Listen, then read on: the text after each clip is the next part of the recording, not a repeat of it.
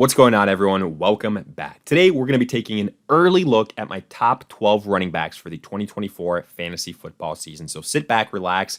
If you enjoy, hit that like button, subscribe, give us a follow on Twitter at AllDayPigskin to continue interacting with us there. Let us hear in the comment section, do you agree, disagree, along with any other questions you guys might have. We'll do our best to answer them all. But with that being said, let's get right into it. As you can see, we've got our rankings, our tiers pulled up. A couple quick notes. First, this is PPR based. Now, I will have a couple of comments when it comes to some of these guys in regards to standard rankings, but again, mainly PPR based. Keep that in mind. And obviously, it's still May. It's still early. Things will change when there's injuries, when there's camp battles, things like that. So this list could look very, very different 2 months from now. So just keep that in mind. But with that being said, without further ado, at the 101, it's Christian McCaffrey. Kind of the no-brainer, the obvious pick. I've had him as my number one guy last year, this year, years prior. And honestly, the only thing that ever keeps Christian McCaffrey from being the 101 guy, the best overall running back, has been injuries. That's the only thing. But I've said it before, I'll continue to say it. Whenever we do these rankings, you do it as if these guys play a full season unless there's an already existing injury. So for that reason, McCaffrey is the number one guy. And honestly, he's in a category all by himself. Nobody else offers the same upside that he has when they are healthy. He's the best pass catching running back in the NFL, I believe. And the offense he's on features him. And to me, he's just such a focal part of that offense. He's got high rushing upside, high touchdown upside because the 49ers are so high octane. And then obviously the pass catching upside is insane, which gives him an extremely high floor in PPR formats. I mean, hell, even in standard formats, he was the number one guy.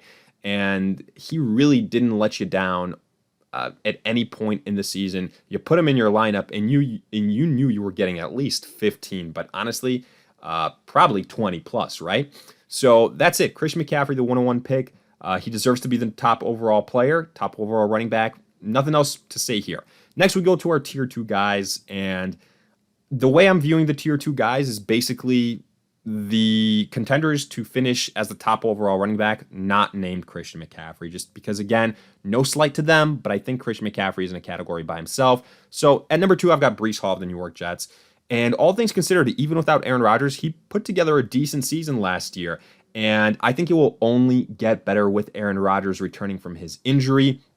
He's a good pass-catching running back, and he salvaged a lot of potentially poor performances last year because of what he could do as a pass catcher, a lot of dink and dump passes. Now, some of those might go away, but on the other side, the rushing usage will go up, the touchdown upside will go up. So I think that will balance out pretty nicely. And I think the Jets offense is going to be like a top 5 offense in the NFL. So really, really excited about Breece Hall. And I think right now he's my number 2 guy, but it's pretty close with Bijan, who comes in at number 3. The reason I have Bijan at number 3 is I don't know how quickly Kirk Cousins will return to form, right? And it could be really early on. It could take a couple of games, but the good thing is they do have insurance at the quarterback position, regardless of how Falcons fans feel about that with Penix over there. But to me, the biggest thing with Bijan is that the former head coaches that made some asinine decisions with his usage last year are no longer there. So I know we drafted Bijan as like a top 5 running back in his rookie season, and you were kind of disappointed at the end result. But again, I think with Bijan, he can improve across the board. He can be somebody that can be like Dalvin Cook back in his heyday before he kind of started going downhill a little bit, started getting up there in age. I'm very, very excited about Bijan Robinson. I think this offense, again, is going to be very, very good. He's an excellent running back. He can do it all. Another great pass-catching running back. And I think that's kind of what sets these top 3 guys apart from some of the rest of the dudes. Like, they can lead the NFL in rushing and potentially, get you some pretty good pass-catching numbers as well. Now, we go to our tier 3 group here. And now, I think these guys, not quite as elite as dual threat running backs, have a little bit more question marks in terms of not their talent, but maybe the spots they're in. So at number 4, we got Saquon Barkley. I love Saquon Barkley. He's now in the Philadelphia Eagles.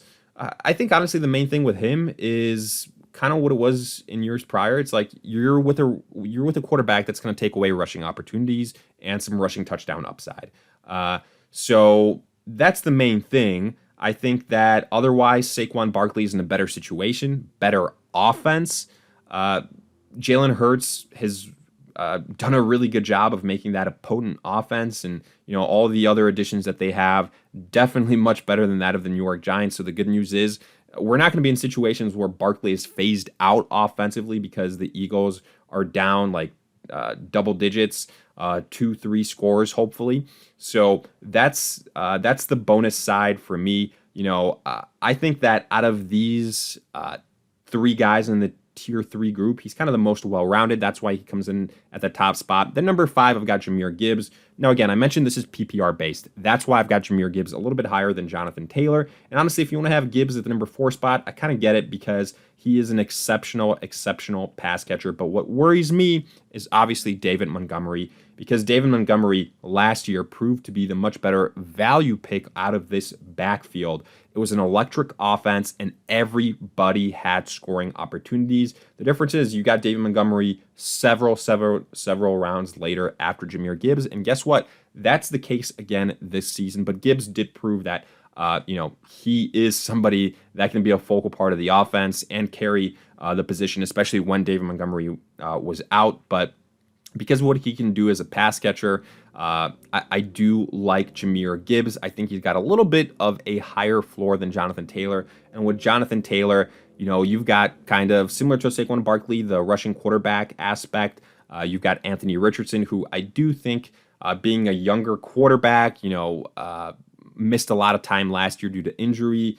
He's still going to be looking to run a lot, whether it's designed runs, non-designed runs, whatever the case might be. And I just don't think Jonathan Taylor is good of a pass-catching running back as Barkley or as Jahmyr Gibbs. So for that reason, I think that Jonathan Taylor can still be a top 10 running back, borderline top 5 guy. I would still take him at the end of the first round, early second round.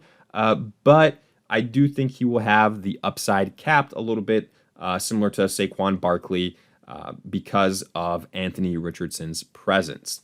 Next, we go to our tier 4 guys. And here, I think we kind of transition to a group of guys where it's going to be closer to kind of high-end running back 2 production, because I do think there's a big drop-off at the running back position. Let me make that clear. After the first 6 names, I think that the running back position this year is pretty top-heavy. And there are a lot of tier breaks often. And that's what you're going to see with my rankings here to reflect that. So at number 7, I've got Travis Etienne, another good pass-catching running back. I like the moves the Jaguars have made offensively. Even though they got rid of Calvin Ridley, they've added good pass catchers in free agency in the draft. I think Trevor Lawrence is only going to get better. So I do like Travis Etienne. Not as much competition, not somebody that is, a guy that's not a dual threat running back, that had his position threatened via the NFL draft too much. So I do like Travis Etienne, but like I said before, I think probably in this tier 4 group of guys, definitely a lot more question marks and more so high-end running back 2s, low-end running back 1s. At number 8, I've got Josh Jacobs, now of the Green Bay Packers. No more Aaron Jones in Green Bay, so Josh Jacobs will assume that role.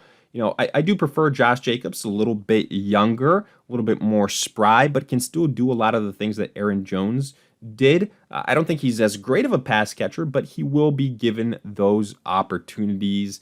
Now, I'm not as high on the Green Bay offense as some people might be, and I think a lot of that stems because I don't think that Jordan Love is as great as others do, but still Josh Jacobs will be utilized a lot as long as he can stay healthy. We saw how Aaron Jones had success in Green Bay. I think Josh Jacobs can do the same.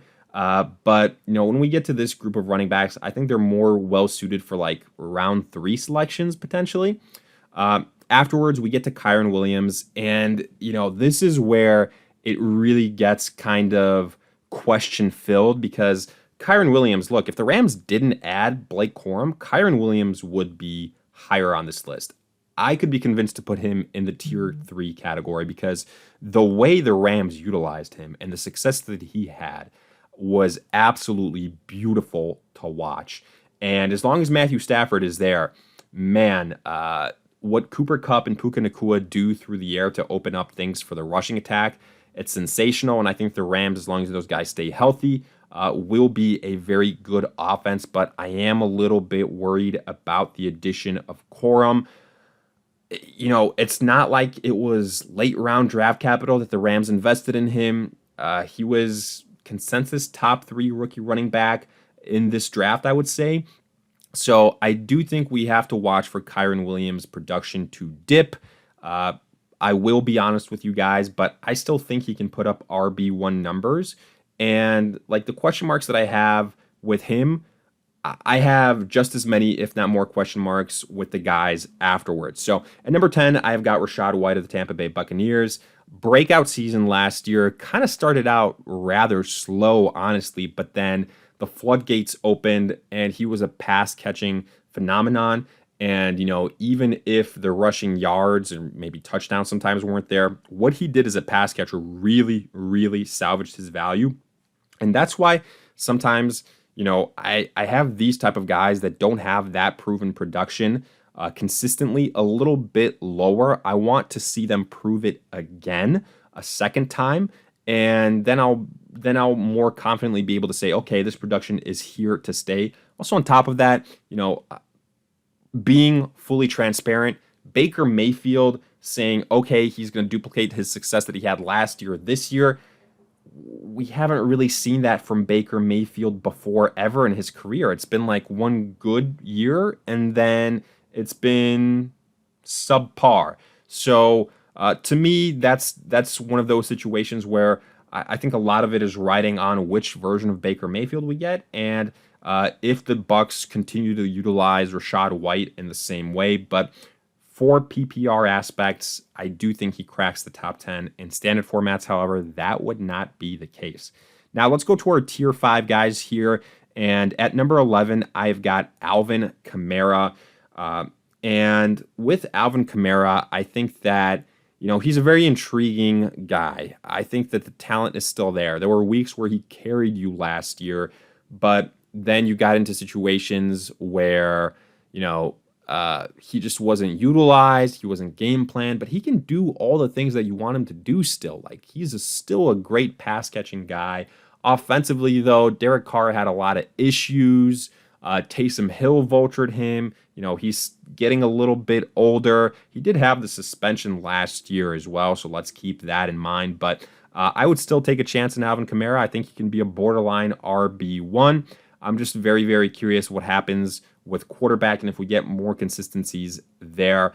I just think that the Saints aren't fully committing to Alvin Kamara being their all workhorse running back, kind of like how the 49ers have with Christian McCaffrey, making him the identity of that offense. I think Alvin Kamara has very similar potential, upside, abilities, but the offense he finds himself in just doesn't quite operate that way. But for PPR purposes, I think he will still be a very serviceable running back. And then at number 12, we finish off the list with Isiah Pacheco of the Kansas City Chiefs.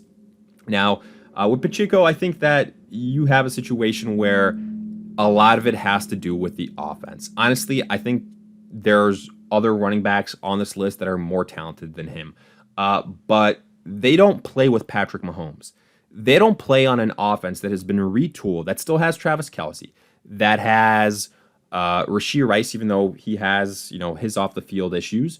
But that added Marquise Brown, that added Xavier Worthy, that's got a good offensive line, and that will score a lot of points. And as a result, Pacheco will go ahead and have a lot of scoring opportunities. And a lot of times, the destination is better, is more important than the talent. I think this is one of those cases. And it's going to be a situation where he's not going to be as dominant as the other guys that we've mentioned so far. I don't think any of the names after this will be as dominant and as consistent, but I love the spot for Pacheco. So it's tough for me to ignore the Kansas City offense and the success they've had, and my belief in that they will improve this year. The scoring will improve, and the running back position as a result will improve too. But with that, we wrap up our top 12 early look at the running backs for the 2024 fantasy football season. Let me know your thoughts in the comment section. Do you agree, disagree, along with any other questions you guys might have? We'll do our best to answer them all. If you enjoyed, hit that like button, subscribe, give us a follow on Twitter at AllDayPigskin to continue interacting with us there. But in the meantime, we'll see you guys in future videos.